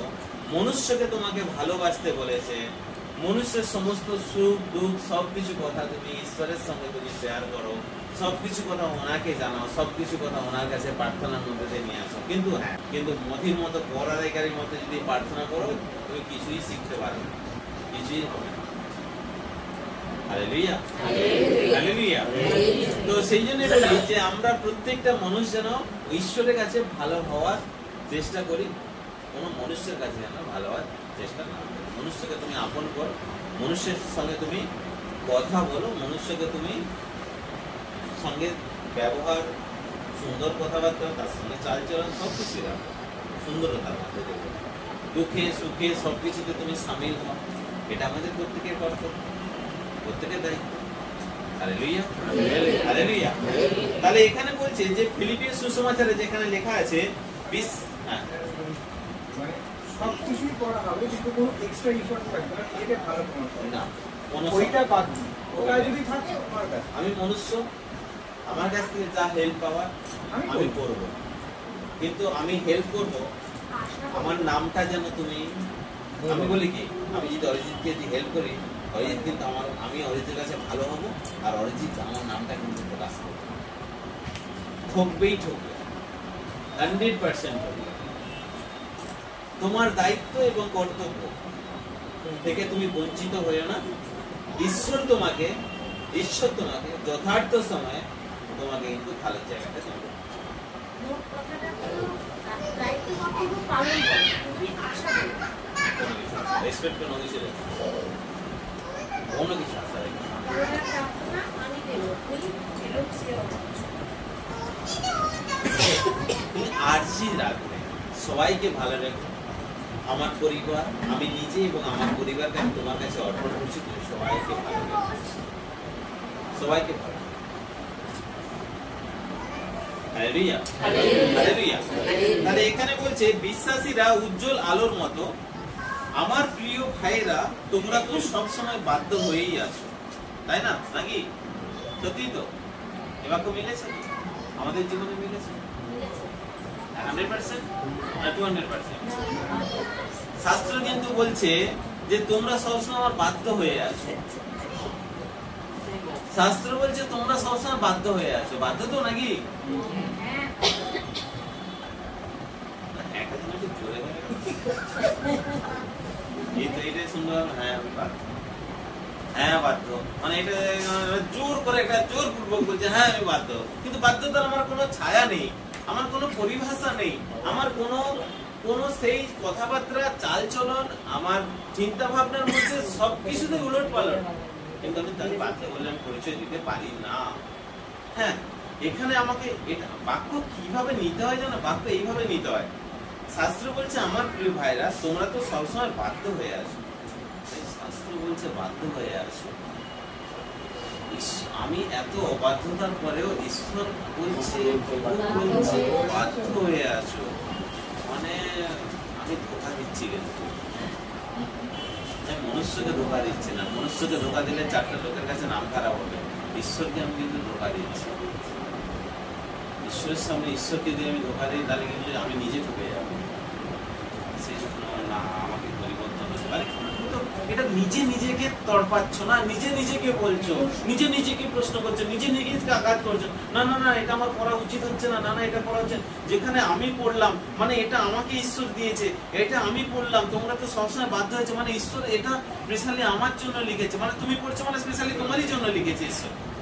তার মানে কি আমাকে বাধ্য হতে হবে, আমাকে বাধ্য হতে হবে। কি জন্য বাধ্য হবে? উজ্জ্বল তারার, উজ্জ্বল আলো, এটার জন্য নাকি? আশা তো কিছু থেকেই থাকে না, কিছু করলে তার তো কিছু আশা থাকে। বিশ্বাসীরা উজ্জ্বল আলোর মতো, আমি যদি বাধ্য হই তবে আমি উজ্জ্বল আলো হব। এখানে কিছু শর্ত রয়ে গেল এই ভাবনার মধ্যে। আমি যে কথাটা বললাম, আমি যদি বাধ্য হই তাহলে আমি উজ্জ্বল আলো হয়ে থাকবো। এটা আমি কিন্তু বাধ্য, মানে এটা শর্ত রয়ে গেল, এটা একটা রোগ। আমি যদি বাধ্য না, আর আমি যেটা প্রথমে বলছি না, ঈশ্বর আমাকে বাধ্য হয়ে থাকার জন্য এখানে বলেছে, বাধ্য থাকার জন্য, কিন্তু পরমেশ্বর কিন্তু আমি অবাধ্য, গোপনে আমি অবাধ্যতা করছি, দিনের আলোতে আমি বাধ্য হয়ে চলছি। তাহলে ঈশ্বর কি দিনের আলোটাই দেখছে, রাতের আলো কি দেখছে না? ঈশ্বর তো রাতের আলো দেখছে। তার মানে কি আমাকে এটা করা যাবে না? ঈশ্বর বলছে তুমি বাধ্য হয়ে আছো, মানে ঈশ্বর তিনি, আমি অবাধ্য হওয়ার পরে ঈশ্বর তিনি কত আশা নিয়ে বসে আছেন, আশা নিয়ে বলছেন তুমি বাধ্য হয়ে আছো না, আমাকে এই কাজগুলো আমাকে ছেড়ে দিতে হবে, আমাকে ত্যাগ করে দিতে হবে, এই কাজগুলো আর করা যাবে না। এই কথা, এই বাক্যটা আমাকে কিন্তু পুরা করতে হবে, নট ওপরেরটা, উজ্জ্বল আলো হওয়ার জন্য। এই বাক্যটা আমাকে পুরা করতে হবে। ঈশ্বর বলেছে বাধ্য হয়ে আছো, এটা আমাকে পুরা করতে হবে। আমাকে বাধ্য হয়ে আছো, এটা যেন আমারই হয়, আমার জন্য ঈশ্বর। আজকে দেখো, তুমি চিন্তা করে দেখো, যেটা একটু আগে যে কথাটা বললাম, মনুষ্যের কাছে ভালো হওয়ার প্রসঙ্গের ক্ষেত্রে, মনুষ্যের কাছে ভালো হওয়ার চেষ্টা করবে, মনুষ্য কিন্তু তোমাকে আঘাত করবেই করবে। ঈশ্বরের কাছে ভালো হওয়ার প্রবণতাকে তৈরি করার চেষ্টা নয়, ঈশ্বরের কাছে ভালো হওয়ার প্রবণতা তৈরি করো। তুমি ভালো হয়ে, আপন হয়ে, ঠিক আছে, ঈশ্বরের কাছে তুমি প্রকৃত সন্তান হয়ে চিরকাল থাকবে। দেখো, আজকে আমি যদি এই বাক্যর পরিপ্রেক্ষিতে তোমাকে আমি একটা বাক্য বোঝাই, এই যে ভালোবাসার পরিপ্রেক্ষিতে, মনুষ্য মনুষ্যকে ভালোবাসতে বলেছে। এবার দেখো দৌড়ানোটা কোথায় হচ্ছে। আমি পুরাতন নিয়মে একবার যাচ্ছি। পুরাতন নিয়মে সৌল যখন অসুস্থ হতো, বিছানা সজ্জা হতো, দাউদ বীণা নিয়ে দৌড়ে বাগানে চলে যেত, বীণা বাজাতো, আর সেই বীণার ধুনেতে সৌল সুস্থ হয়ে যেত। ঠিক আছে, যতবার অসুস্থ হয়েছে ততবার পর্যন্ত বীণা বাজাতো আর সুস্থ হতো, অসুস্থ হতো, বীণা বাজাতো, সুস্থ হতো। চিন্তা করে দেখো, যে মনুষ্যটার কাছে, এটা তো দাউদের কাছে একটা পাওয়ার ছিল, বীণাটা বাজাতো, সেই বীণার ধুনটা, মানে বীণার যে ধ্বনিটা, তার মধ্যে ঈশ্বরের একটা ক্ষমতা কাজ করে সৌলকে সুস্থতা প্রদান করত। এটা একটা মনুষ্য আর একটা মনুষ্যের প্রতি সে কর্তব্য করে গেছে। হ্যাঁ, কিন্তু দেখো ওই সৌলই দাউদকে মারার জন্য কত চক্রান্ত করেছে,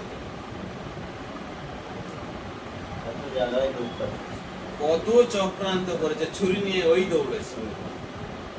চিন্তা করে দেখো, তাহলে সৌলের তো একবারও ভাবা দরকার ছিল, এটা তো ভাবা দরকার ছিল, আমি যখন বিছানা সজ্জা হয়েছিলাম তখন দাউদই, যাকে আমি মারার জন্য তলোয়ার নিয়ে দৌড়ে বেড়াচ্ছি, সেই বীণা বাজাতো, আর সেই বীণার ধুনেতে আমি সুস্থ হতাম। এমন কেউ লোক ছিল না যে সৌলকে ওই বিছানা থেকে তুলে দিতে পারবে। যতক্ষণ না পর্যন্ত দাউদ বীণা বাজাতো, ততক্ষণ পর্যন্ত সৌল কিন্তু বিছানা ছেড়ে উঠতে পারত না। অথচ দেখো, এই সৌলই দাউদকে মারার জন্য কত চক্রান্ত, কত পরিকল্পনা করে নিয়েছে। তাহলে মনুষ্য তো ভাবতে পারতো, একবার হলে তো ভাবতে পারতো যে দাউদের জন্য আজকে আমি বেঁচে আছি। হতে পারে ঈশ্বরের শক্তিতে, কিন্তু কারো মাধ্যমে তো সে বেঁচে আছে। তাহলে দেখো, সেটা কিন্তু ভুলে গিয়েছে। আর ঈশ্বরের কাছে তুমি ভালো, দাউদ হামেশা চেষ্টা করেছিল ঈশ্বরের কাছে আমি ভালো, ঈশ্বর আমাকে যেটা আদেশ দিয়েছে, যেটা কার জন্য বীণা বাজাচ্ছি আমি জানি না, ঈশ্বর আমাকে আদেশ দিয়েছে, যার জন্য বীণা বাজাতে বলে আমি তার জন্যই বীণা বাজাবো, সে ছুরি নিয়ে দৌড়াক আর যাই করো। দাউদের লক্ষ্য ছিল এক, সৌলের লক্ষ্য ছিল আরেক। তাহলে আমাদের লক্ষ্য যেন এটাই হয়, ঈশ্বরের আদর্শ পুরা করা। কেউ যদি তোমাকে আঘাত করে, আমরা বলছি অরিজিৎ আমাকে আঘাত করেছে, ওর জন্য প্রার্থনা করো, কি হবে নাকি? এরকমই করি তো, এরকম করি না? ও এরকম করি না, ঠিক এইরকমই করি ঈশ্বরের কাছে। ঠিক ঈশ্বরের কাছে যে কাঁদতে শুরু করি, প্রভু অরিজিৎ তো আমি কিছুই বলি না, ও আমাকে এতটা আঘাত দিল, আজকে আমার মনটা প্রচুর ভারাক্রান্ত হয়ে গেছে। হয়তো এরকম মনে হয় কিন্তু বউর কাছে নিয়ে যায় না। মনে হওয়াটাই সব। মানে ওইটাই খারাপ। ওই যে বললাম না, বউর কাছে নিয়ে যায় না, কিন্তু আমার বাক্যটা তুমি ভুলে গেলে। আমি প্রথমেই বলে গেলাম তিনটে জিনিসকে ব্যালেন্স করার জন্য কথাবার্তা, ভাবনা চিন্তা, চাল চলা। তুমি যদি এই তিনটের মধ্যে একটাকে যদি বিগড়ে বলো, তাহলে তো ব্যালেন্স থাকলো কোথায়? আর হয়তো মনে হচ্ছে কিন্তু প্রভুকে বলি না। না না, কিন্তু তুমি চিন্তা করে দেখো, তুমি তো ঈশ্বরের একজন বিশ্বাসী সন্তান, তোমার তো আর কোনো পরিচয় নেই। তোমার কিরূপ থাকা দরকার, তোমার কিরূপ আচরণ হওয়া দরকার, তোমার কিরূপ চিন্তা ভাবনা হওয়া দরকার। দাউদ একবার বলেছিল, আমি তোমার জন্য কিনা বাজিয়েছিলাম, তুমি আমার পেছনে ছুরি নিয়ে আসছো? বলেছিল একবার? সে প্রাণ নিয়ে দৌড়ে গিয়েছিল, সেও দৌড়ে যাচ্ছে, সৌলও দৌড়ে যাচ্ছে, কিন্তু দাউদ একবারের জন্য বলে, একবারের জন্য বলে। তাহলে বলো, সে তো প্রাণে মারার চেষ্টা করছিল, তোমাকে নাহলে দুটো কথা শুনিয়েছে, তার জন্য এত অন্তর ভেঙে বলো? চিন্তা করে দেয়। সেই জন্যই বলছে আমাদের প্রত্যেকটা মনুষ্যের উচিত এই তিনটে জিনিসকে ব্যালেন্স করে হাঁটা। ব্যালেন্স, আমি বিশ্বাসী। আমরা অনেক সময় জানি ও শাস্ত্রে বলেছে আঘাত তো আসবেই, মানুষ তো কষ্ট দেবে, এটা না সেই গায়ে ধুলো মাথার মতো ঝেড়ে নেওয়াটা। এটা গায়ে ধুলো লেগেছে, ঝেড়ে নিচ্ছি, আমি নিজেকে সান্ত্বনা দেওয়ার চেষ্টা করছি। ও তো বলেছে, প্রথমে আমি যা চিন্তা ভাবনা করে নিলাম, সত্যি এই ছেলেটাকে কত ভালোবাসতাম, কত এ করতাম, কত সহযোগিতা করেছি, কত কি করেছি, আজকে সে দেখো এরকম করছে, আজকে দেখো ইনি এরকম করছে, আজকে এরকম করাটা উচিত আছে। ঠিক আছে, থাক, আমি প্রভুর মধ্যে আছি, তো ঠিক আছে, আমি ভাববো না, যা হয়েছে আমি তুলে ছাড়ছি। আমি এবার তুলে ছাড়ছি। ভুল করছো। একদমই কি করে ওখানে 100% তুমি যদি আমাকে আঘাত দাও, তুমি আমাকে দিতে পারো, অসুবিধা নেই। কিন্তু দেখো, আমি তোমার কাছ থেকে আঘাত আশা করি না, 100% তোমার কাছ থেকে আঘাত আশা করি না। কিন্তু তুমি আঘাত আমাকে দিলে কেন, এটা আমি কোনো সময় ভেবেছি? আমি ভাবি না, কারণ আমি তোমাকে আপন বানাতে পারি। আমি যদি আজ তোমাকে আপন বানাতে পারতাম, তুমি আমাকে আঘাত দিতে না। হয় তুমি আমাকে আপন বানাতে পারেন না, আপনি আমাকে আপন বানাতে পারেন। তো যার কারণে এটা হয়ে গেছে, তোমাকে মনুষ্যকে এই জন্য বলছে একজন বিশ্বাসীর মনোবল কত শক্ত হওয়া দরকার জানো? মাছ গাছ দেখেছো? মাছ গাছে ডোব টেনে দেবে, আবার ছেড়ে দেবে, কি হবে? সোজা যাবে। ঠিক এইরকম আমাদের বিশ্বাসীদের মনোবল ঠিক এরকম বলেছে। ঠিক আছে, অসুবিধা নেই। আরে আমার দিক থেকে কিছু প্রবলেম হয় না তো, যা দাদা এত উত্তেজিত হয়ে গেল, ভেবেছি কোনো সময় উনি কেন বললো এটা? এটাতে বেশি আমরা পড়ে যাই। কিন্তু আমার প্রবলেম আমার দিক থেকে, ও দাদা কোন সময় এই যে সেই প্রার্থনা, সেই কথা, ও দাদা কি হয়েছে গো দাদা, আজকে তুমি আমার সঙ্গে এরকম কথা বলছো, কিছু কি প্রবলেম, কিছু কি ভুল বলেছি না, কি বলছো? এমন কথা বলো, ঠিক আছে, সুন্দর কথার মধ্যে দিয়েই ঘর বসে যাবে, কথার মধ্যে দিয়েই বরফ গলে যাবে। আর আমরা এমন কথা বলি, ঠিক আছে, কথা না বলে একে পিন ফোটাচ্ছি, ওকে পিন ফোটাচ্ছি, তাকে পিন ফোটাচ্ছি, ওকে পিন ফোটাচ্ছি, তাই না? এইগুলো আমাদের করা উচিত নয়। এই জিনিসগুলো করা একদমই 100% উচিত নয়।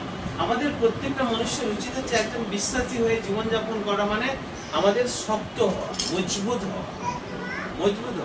ও ঠিক আছে, দাদা হয়তো কোনোরকম কিছু ভুলভ্রান্তি হয়েছে, হয়তো ভাবনা চিন্তাতে হয়তো উনি হয়তো ভুল পেয়েছে, ঠিক আছে, আমি পরে আপন করবো। নিজের উপরে কনফিডেন্ট আছে, আমি অনেকে আপন করে নেবো না, সেই কনফিডেন্ট আছে ওর থেকে আমি দূরে থাকবো। এই কনফিডেন্টটা আমার আছে যে ওর থেকে আমি দূরে থাকবো, কিন্তু এই কনফিডেন্ট আমার নেই যে এনাকে আমি আপন করে নেব। ভুল করেছে, ঠিক আছে, হয়তো ভুল হয়ে গেছে, হয়তো কিছু চিন্তাধারা ভুল হয়ে গেছে, হয়তো উনি আমাকে বুঝতে ভুল করেছেন, ঠিক আছে, আমি কালকে 2 পা এগিয়ে হেঁটে যাবো, ওনাকে আমি গলা জড়িয়ে আমি আপন করে নেবো। এই কনফিডেন্ট আমাদের নেই, কিন্তু এই কনফিডেন্ট আমাদের আছে, তোমার থেকে আমি দূরে থাকবো, এই কনফিডেন্ট আমাদের 100% আছে। ঈশ্বরের কাছে প্রার্থনা করতে গেলে না 100% তোমাদেরকে বলছি এই কথাটা ভালো করে শুনে রাখো, মনুষ্যের সঙ্গে কথা বলো এই ভয়েসে, ঈশ্বরের সঙ্গে প্রার্থনা করতে যাও, ঈশ্বরের সঙ্গে কথা বলতে যাও, সুন্দরভাবে ভয়েস করো, সুন্দরভাবে ভয়েস তোলে ঈশ্বরের কাছে প্রার্থনা। এমনই সুন্দরভাবে ভয়েস করো, তুমি আধ ঘন্টা কি 1 ঘন্টা প্রার্থনা করলে তার রেজাল্ট কিছু নেই। কিন্তু একজন, আজকে প্রভু বলো, একাকী পাহাড়ের উপরে গিয়ে প্রার্থনা করতে যেতেন, প্রত্যেক প্রার্থনার উত্তর। কেন? এবার তো বললেন তিনি তো ঈশ্বরের সন্তান ছিল। তুমি কার সন্তান? তুমি তো ঈশ্বরের সন্তান, শাস্ত্রে লেখা রয়েছে তুমি তো ঈশ্বরের সন্তান। তুমি বলছো প্রভু যখন পাহাড়ে যেত, পাহাড়ে গিয়ে ঈশ্বরের কাছে যখন প্রার্থনা করতেন, স্বর্গদূত নেমে আসতেন, তো ওনাকে কথা বলতেন, ঈশ্বর এসে কথা বলতেন, সবকিছু জানিয়ে যেত। তিনি ঈশ্বরের সন্তান, তিনি পবিত্রজন, আমরা এখনো পবিত্র হয়নি, তোমাকে কে বাধা দিয়েছে পবিত্র হওয়ার জন্য? তাই না? তাই তো? তাই তো নাকি? পবিত্র হয়েই তবে পরমেশ্বরের সঙ্গে কথা বলবো নাকি? হ্যাঁ বলো। হ্যাঁ, আমি বলছি ভুল বলছি, আমি বলছি ভুল বলছো। পরমেশ্বর বলেছে পাপীকে ডাকতে এসেছি, পাপী এসে আমার সঙ্গে কথা বলবে, আর আমরা ভেবে রেখে নিয়েছি পবিত্র হবো তারপরে যাব। প্রভু তো বলেইছে, প্রভু যিশু কি বলেছে? আমি পাপীকে ডাকতে এসেছি, পাপী আসো আমার কাছে, আসো। তিনি তো আহ্বান জানিয়েছে, গেট খুলে দিয়েছে, আমি কেন যাবো না? 100% আমার অধিকার, এটা যাওয়ার অধিকার, কিন্তু ওই অধিকারটাকে আমরা কিন্তু ফলো করি না, ওই অধিকারটাকে আমরা দাবি করি না। ওই অধিকারটা আমার 100% অধিকার। আমরা জানি, আমরা হয়তো ভেবেছি পবিত্র হব তারপরে যাব, ও আর হলো না। কবে পবিত্র হব, কত লড়াইয়ের পর, কত যুদ্ধ করার পর হব কি হব না তার কোনো ঠিকানা নেই। কি লাভ আছে এত সময়টাকে নষ্ট করার? প্রভু যিশু তো বলেছে আমি পাপীকে ডাকতে এসেছি। তাহলে তুমি যদি মনে করো আমি পাপ করেছি, আমি ভুল করেছি, অন্যায় করেছি, প্রভু বলেছে তোমার জন্য, তোমার নাম্বার লেগেছে, তুমি যাও প্রভুর কাছে। শয়তান তোমাকে বলবে কিরে পবিত্র হয়েছিস, তুই চলে যাচ্ছিস। এই কথাটাই মানুষ উল্টা ভাবে নেবে, প্রভু আমাকে বলেছে পবিত্র হয়ে যাচ্ছে না বাবা, আগে পবিত্র হতে হবে তারপরে যাবো। এটা যে শয়তানের কথা সেটা তো জানো না রমি, মানে ভদ্রলোকের ইয়েস, কথা বুঝতে হবে। 100% তোমাকে কথা বুঝতে হবে। তোমাকে মন্দতা এসে তোমাকে বলবে পবিত্র হইসনি, তুই কি করে যাবে? হয়তো আমরা বলবো এটাই, হ্যাঁ ওই যে তোমাদের ওখানে যে কেসটা হয়েছে, ওই সম্প্রীতির হচ্ছে জেঠিমার ক্ষেত্রে, কথা বুঝতে হবে, কথাটাকে বুঝতে হবে, ভালোভাবে কথা বুঝতে হবে। মন্দতা এসে তোমাকে বলবে পবিত্র হইসনি এখনো, এত সুন্দর করে বলবে না, তুমি ভাববে যে হ্যাঁ সত্যি তো, তাহলে প্রভুই মনে আমার অন্তরে আওয়াজ দিবে। শাস্ত্র পড়ো, শাস্ত্রেতে তোমাকে অধিকার দিয়েছে, পাপীকে ডাকতে এসেছে। ওরা ওকে, আমার অধিকার আছে, আমার শাস্ত্রেতে লেখা আছে প্রভু যিশু পাপীকে ডাকতেছে, আমি পাপী, আমি যাব। তুমি প্রভু হয়ে বলো আর ভদ্রলোক হয়ে বলো না, আমার অধিকার, আমি যাব, আমি যাব। কিন্তু আমরা কিন্তু ওটা নয়, ওই যে কিছু কথা বেশি মনে হলো, মনেতে না এটাই, মনে হলো ওটা, ওই বুঝতে হবে।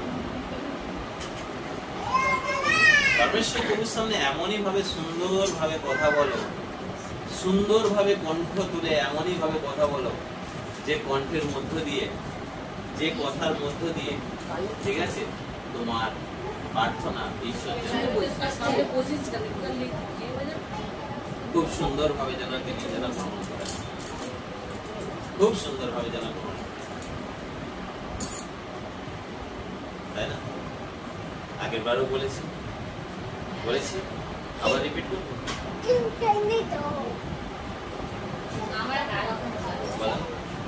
এরকম যে কথা যে আমাদের বলার যে এটা বলতে ভুল হচ্ছে, কিন্তু ধরো যে আমরা তো বিশ্বাস, আমি ভুল বলছি না, কিন্তু আমি বলছি চেঞ্জ কর, চেঞ্জ ঠিক আছে, ওটা বুঝলাম।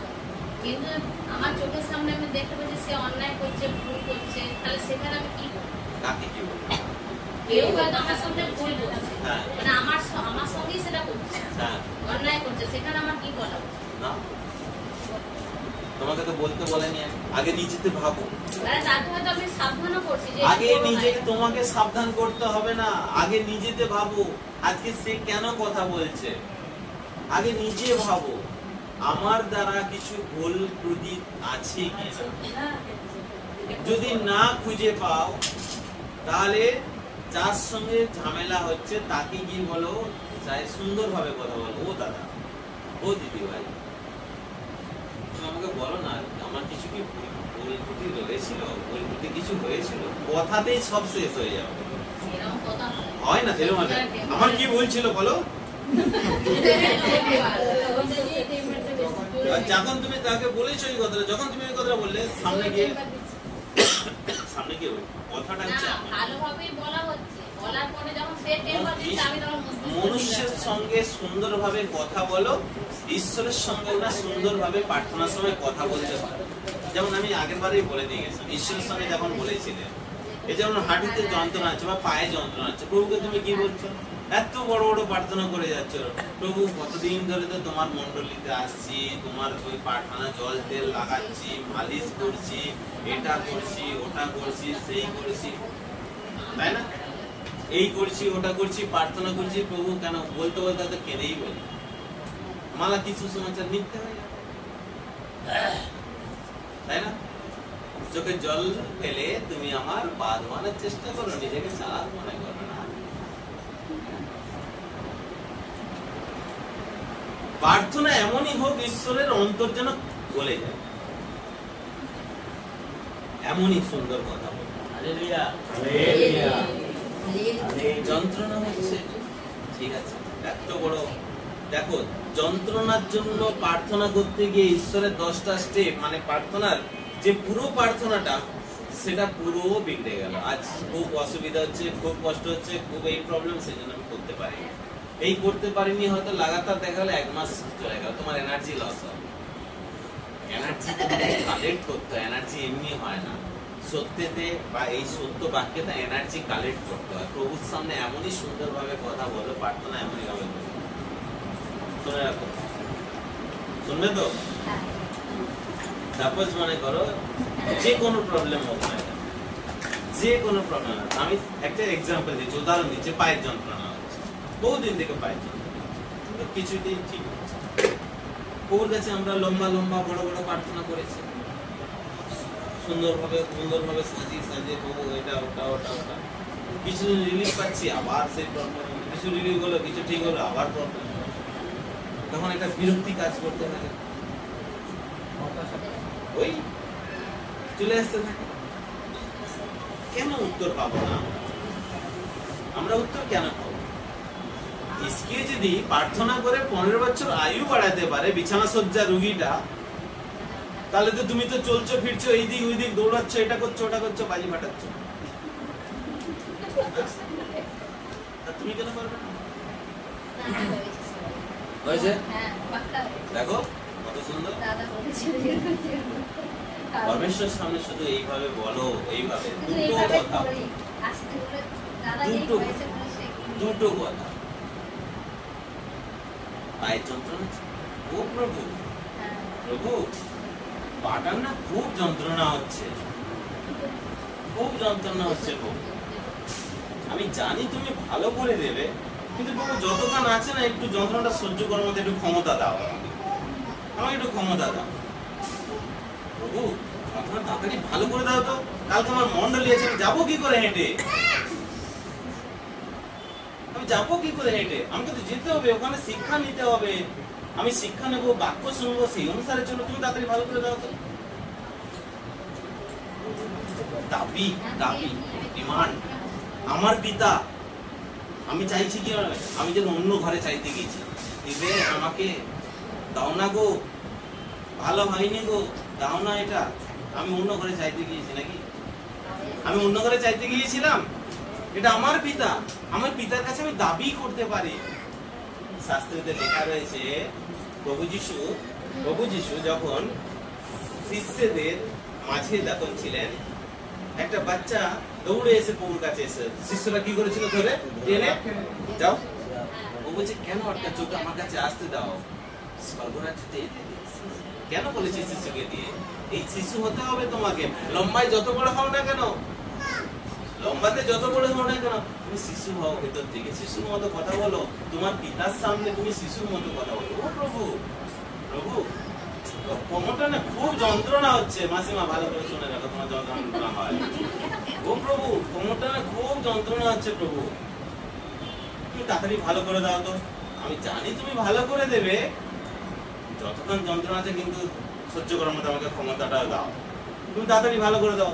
কালকে শুক্রবার, কালকে মন্ডলীতে আসতে হবে। এতগুলো সিঁড়ি ধাপি পেয়ে উঠে আমি কিভাবে আসবো? তুমি আমাকে তাড়াতাড়ি ভালো করে দাও। কালকে আমি জ্ঞান নেবো, শিক্ষা নেবো, সেই অনুসারে চলবো, আরাধনা করবো, তোমার গৌরব করবো। বাস ছেড়ে দাও, ছেড়ে দাও। Hallelujah, hallelujah. আর সবাই চুপচাপ হয়ে গেল না? একবার বলে দিতে যাচ্ছে না, তিনবার বলো। 100% আপনাকে বলছে, 100% শিশুর মতো ভয়েসে, শিশুর মতো হয়ে পিতার কাছে তুমি প্রার্থনা রেখো, পিতার কাছে তুমি আর্জি রাখো। আমার পিতা, আমি পিতার কাছে জানাতে অধিকার আমার। তুমি এখানে এসেছো মানে তোমার সম্পূর্ণ অধিকার। শুধু একটা জিনিসের অধিকার নেই আমাদের, যতক্ষণ না পর্যন্ত পুরোপুরি কমপ্লিট হচ্ছে, যতক্ষণ না পর্যন্ত ঈশ্বরের চোখে সম্পূর্ণ হচ্ছে, ততক্ষণ পর্যন্ত ওখানে যেতে পারবো না। 100% তুমি অধিকার পড়াতে পারো। Hallelujah, hallelujah. কেউ, আপনি যদি মনে করেন যে আমি পবিত্র হব, সূচি হব, এটা হব, ওটা হব, তারপরে এটা করব, ওটা করব, তাহলে কিন্তু গেল, সব সময়টাই যাবে। তুমি হয়তো করে করে করে করে গিয়ে দেখা গেল অন্তিম সময় হয়তো তুমি বুঝলে যে হ্যাঁ আমি সম্পূর্ণ কমপ্লিট, কিন্তু কর্ম কিন্তু কিছু হবে না। এটাই বললাম না, শুধু এটা যাওয়ার পারমিশন নেই, অধিকার নেই, ওটা সম্পূর্ণ ঈশ্বরের হাতে। যাবে কি যাবে না, কি করবে কি বৃত্তান্ত, সম্পূর্ণ ঈশ্বরের হাতে। বাকি সব অধিকার আমার আছে, বাকি অধিকার আছে ঈশ্বরের কাছে যাওয়ার জন্য। পাপী হয়ে যে প্রভু বলেছে, পাপীদেরকেই আমি ডাকতে এসেছি, আমার অধিকার আছে। একজন বিশ্বাসী হতে গেলে না, তাকে এই যে কথাগুলো বললাম, এই জিনিসগুলোকে তাকে ফলো করে মেনটেন করে পুরোপুরি কমপ্লিট হতে হবে। তবে তুমি বিশ্বাসী হতে পারবে এবং আলোর মতো হবে। আলো ঈশ্বরের কাছে আলো হবে, মনুষ্যের কাছে নয়। ঈশ্বরের কাছে আলো হয়ে ঈশ্বর যখন তোমাকে, মানে তুমি যে আলো, তোমাকে যখন অপরের কাছে প্রকাশ করবে, তখন তুমি প্রকাশমান হবে। নচেত কি হবে জানো? হাওয়াতে নিভে যাবে। দরকার নেই, দরকার নেই। ঈশ্বরের কাছে তুমি সম্পূর্ণ রূপে, সম্পূর্ণ অধিকার নিয়ে, সম্পূর্ণ পরমেশ্বর প্রভু যা বলেছে সেই সমস্ত জিনিসগুলোকে নিয়ে তুমি ঈশ্বরের কাছে প্রকৃত বিশ্বাসী হয়ে দিন জীবন যাপন করো। কাউকে দেখাতে হবে, কাউকে দেখাতে হবে, কাউকে দেখাতে হবে। তুমি নিজে কমপ্লিট হও, নিজে সম্পূর্ণ হও, নিজে মন পরিবর্তন করো এবং প্রত্যেকের সঙ্গে মেশো। তোমার কথাবার্তা, চালচলন, তোমার চিন্তা ভাবনা অপর মনুষ্যের কাছে জিজ্ঞাসা চিহ্ন তৈরি করে দেবে। তুমি কে? জিজ্ঞাসা চিহ্ন তৈরি। Hallelujah, hallelujah. তাই সেই জন্যই বলছে আমাদের প্রত্যেকটা মনুষ্যকে না ঈশ্বরের কাছে না সুন্দর সুন্দর ভাবে কথা বলো, শিশুর মতো হয়ে গেল। যাই প্রবলেম থাক না কেন, শিশুর মতো কথা বলো। এই শিশুর মতো ঈশ্বরের কাছে কথা বলতে বলতে যেন একদিন এটা যেন হয় মনুষ্যের কাছেও যেন আমরা ঠিক এইরকম হিসাবে, তুমি তো আমার ঈশ্বরের সন্তান, আমি তোমার কাছে দাবি করতেই পারি। দাদা একটা চকলেট খাওয়াবো? দাদা খাইয়ে দেবে, দাদা খাইয়ে দেবে। দাদাকে যদি বলি একটা চকলেট খাইয়ে দেবে, ঠিক আছে? এটা হচ্ছে জাগতিক একটা ডিমান্ড, দাবি। কিন্তু আমি আত্মিক ডিমান্ড কি করব? আত্মিক দাবি, আত্মিক দাবিতে আমাদের প্রত্যেকটা মানুষের কাছে আত্মিক দাবি করতে হবে। তুমি যেন আমার কাছে দাবি করতে পারো, আমি যেন তোমার কাছে দাবি করতে পারি। যতক্ষণ না পর্যন্ত শিশু হচ্ছে ভেতর থেকে, ততক্ষণ পর্যন্ত কোনো কিছু সম্ভব, কোনো কিছু সম্ভব। আজকে বলো, রোজ সব এত প্রবলেমের মধ্যে থেকে রোজ ঈশ্বরের কাছে আছি, রোজ ঈশ্বরের কাছে আছি। মতি সুসমাচারে প্রভু যিশু চিৎকার করে বলছে, কেন প্রভু প্রভু বলে ডাকছো? যা বলছি তা তোমরা করোই না, কেন ডাকছো? কেন প্রভুকে কেন প্রভুকে বিরক্তির জায়গাতে আমরা নিয়ে যাচ্ছি? প্রভুকে এতটাই সুন্দরভাবে ওনার কাছে যাব, এতটাই সুন্দরভাবে ওনার সঙ্গে কথা বলবো, এতটাই সুন্দরভাবে ওনার সঙ্গে সুন্দরভাবে টোন নিয়ে কথা বলবো। মানে কি জানো, যখন এই টোন নিয়ে কথা বলবে না, তখন ভেতরের আত্মা যেন তোমাকে বলে, সে যেন তোমাকে প্রমাণ করে যায়, আজ তুমি শৈশব বেলা হয়ে গেছে, তোমার তুমি শিশু হয়ে গেছে। নিজে নিজে হাসতে থাকবে তোমার টোন শুনে। আমি হেসেছিলাম, যখন আমি ফার্স্ট অ্যাপ্লাই করেছিলাম, ফার্স্ট যখন আমি ট্রাই করেছিলাম পুরোপুরি জিনিসগুলো, তখন নিজে নিজেই পাগলের মতো হাসতাম। এইটা আমার কি, এই ভয়েসে কথা বলছি, ওটা ওই ভয়েসটা কোথা থেকে আছে?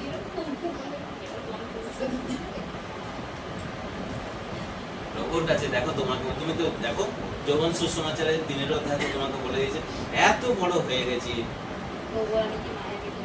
আবার কি জন্মগ্রহণ করবো? বলছে শিশু হওয়ার জন্য, বলছে এত বড় হয়ে গেছে, আবার কি মাতৃগর্ভে গিয়ে জন্মগ্রহণ করবো নাকি? তাহলে ওই শৈশব বেলাটা, কথা এমনই জিনিস, কথাবার্তা এমনই জিনিস, মাথার চুল থেকে পায়ের নখ পর্যন্ত পুরো ব্যালেন্স করে দিতে পারে। কথা হচ্ছে এমন পাওয়ার, কথা মনুষ্যের শরীরের মধ্যে সব থেকে শক্তিশালী হচ্ছে কথা, শক্তিশালী কথা হচ্ছে এমনই। ঈশ্বরের সামনে সুন্দরভাবে দেখো, পরমেশ্বর তোমাকে আওয়াজ দিয়েছে, আজকে এত সুন্দর আওয়াজ দিয়েছে আমাদের প্রত্যেককে, ব্যবহার করো। ভদ্রলোককে তাড়ানোর জন্য হুকুম দাও, আদেশ দাও গম্ভীর গলাতে। প্রভুর কাছে যাওয়ার জন্য শৈশব নিয়েছে, শিশুবেলা নিয়েছে, তুমি কথা বলো, ঠিক আছে? মনুষ্যের সঙ্গে কথা বলার সময় তখন তুমি ভদ্রতার সঙ্গে, যে ভয়েস, এই যে নর্মাল ভয়েস, এইভাবে তুমি কথা বলো। বুঝে গিয়েছে? তিনটে তো জায়গা, এক ভদ্রলোককে তাড়াতে হবে, তার জন্য হুঙ্কার দাও, গম্ভীর ভয়েস লাগাও।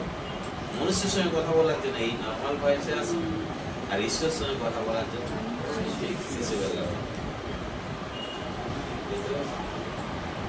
সুন্দরভাবে, এমন সুন্দরভাবে জীবন কাটাও, দিন কাটাও, যেন পিতা পরমেশ্বর, একটু আগে বললাম না, তোমাকে খোঁজ করার জন্য তিনি যেন ব্যস্ত হয়ে, তিনি যেন ব্যস্ত। শাস্ত্রেতে লেখাই রয়েছে, কে স্বর্গে যাবে প্রভু যিশুকে নিচে নামিয়ে নিয়ে আসার জন্য, স্বর্গ থেকে নিচে নামিয়ে নিয়ে আসার জন্য? যেতে পারবে কেউ? শাস্ত্রে লেখা আছে, এই পার থেকে ওই পারে ইচ্ছা মতো যাওয়া যায় না, ওই পার থেকে এই পারেও ইচ্ছা মতো আসা যায়। তোমার ভয়েস, তোমার কথাবার্তা এমনই দিন কাটাও, প্রভু যেন ব্যস্ত হয়ে পড়ে তোমার সঙ্গে থাকার জন্য। এমনই দিন কাটাও, প্রভু যেন তোমার সঙ্গে থাকার জন্য ব্যস্ত হয়ে পড়ে, না তোমাকে ছেড়ে যাবো না। মানে তুমি যত বাচ্চা হবে, শিশু হবে, উনিও তত তোমার সঙ্গে না ঠিক সেরকম ভাবে, আমরা যেমন একটা শিশুর সঙ্গে যেভাবে ব্যবহার করি না, মানে ঠিক সেরকম, মানে এমন ভাবে হও প্রভু যিশু যেন এসে না তোমাকে ছেড়ে যাবো না, তোমার কাছে এটা যেন এই সম্পর্ক, সেটা সম্পূর্ণ দরকার হচ্ছে। মানে শিক্ষা, ভয়েস চেঞ্জ, মানে এই যে ভয়েস তিনটে জায়গায় বললাম, এক মনুষ্যের সঙ্গে এই ভয়েসে, যেটা তোমার অরিজিনাল ভয়েস, সেটাতে কথা বলো। ভদ্রলোককে তাড়ানোর জন্য আদেশ দাও, হুঙ্কার দাও।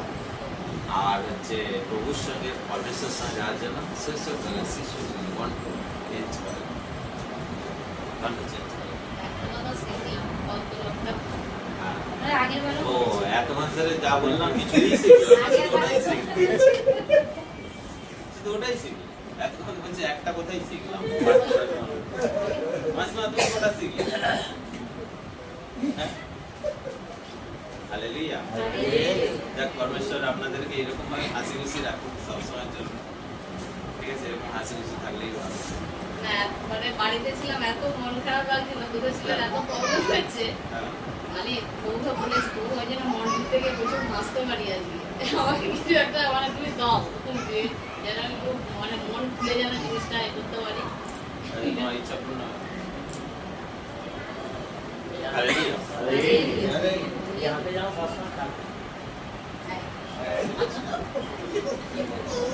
এই হাসিটা যেন সবসময় থাকে।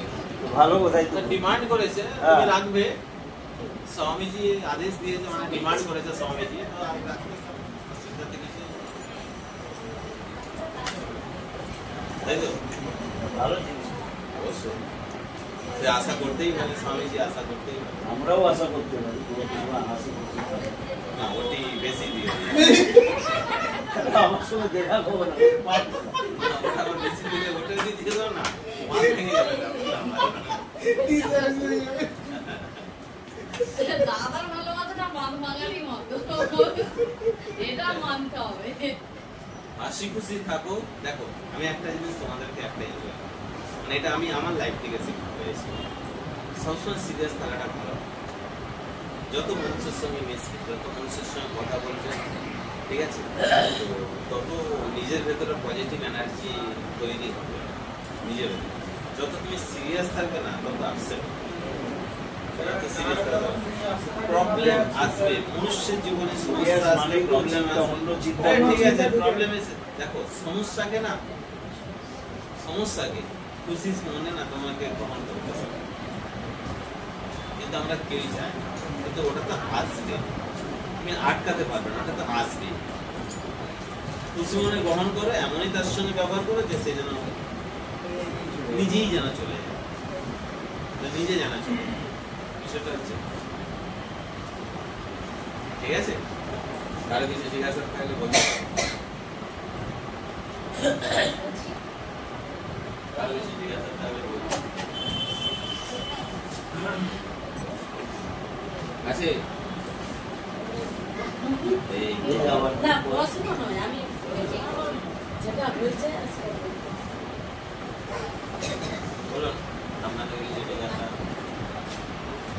প্রার্থনা করে যেটা পেয়েছি সেটা বলবো। কারো কিছু জিজ্ঞাসা থাকলে বলতে পারো। আজকে বাপের সময় দিয়ে যদি কারো কিছু বাইরে দিয়ে কিছু জিজ্ঞাসা থাকে। 100% আমি কিন্তু মানে 200% শিওর, শিশুর মতো ভয়েসে কণ্ঠস্বরের সঙ্গে প্রভুর কাছে আর্জি রেখো। তোমার জীবনের প্রবলেম যা কিছু যেটা বলে দিয়েছিলাম আগে, দাস দাসীর জীবনযাপন করার, ওটাতে প্রচুর পরিমাণে ঈশ্বরের সঙ্গে তুমি একটা মজবুত জায়গা তৈরি করতে পারো।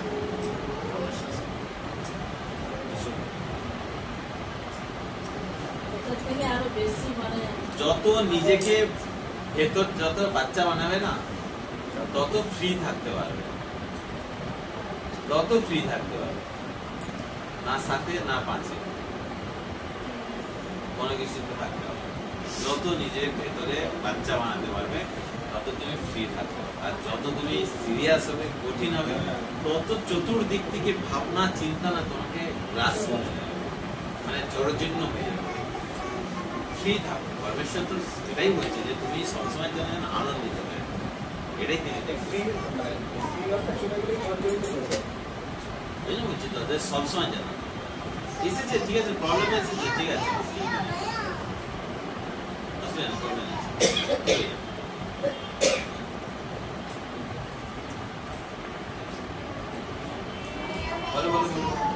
তো যাই, আমি সবগুলো প্রসঙ্গটা বলে দিচ্ছি। এইরকমই টাইপের হয়তো কিছু আমরা পরমেশ্বরের সামনে তুলি,